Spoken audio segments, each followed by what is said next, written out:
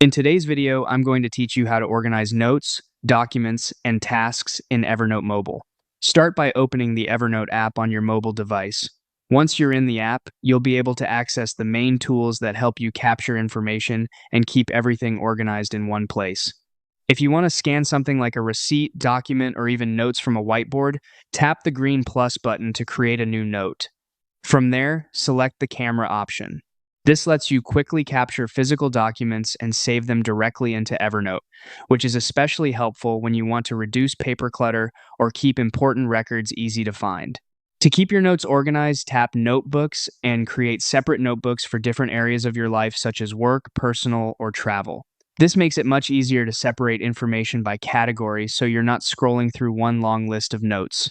If you want an extra layer of organization, you can also group related notebooks into a notebook stack. That's useful when you have several notebooks that belong under one broader topic. Another helpful feature is tags. Add tags to your notes so you can search and filter them more quickly later. Tags are great for connecting notes across different notebooks without having to move them. For task management, open the Tasks tab. Here, you can create tasks, set due dates, and add reminders to help you stay on track and keep important action items from slipping through the cracks. If you like working from a structure, tap the templates icon when creating a note. You can choose a template like a daily planner, meeting notes, or a weekly agenda, which can save time and keep your notes consistent.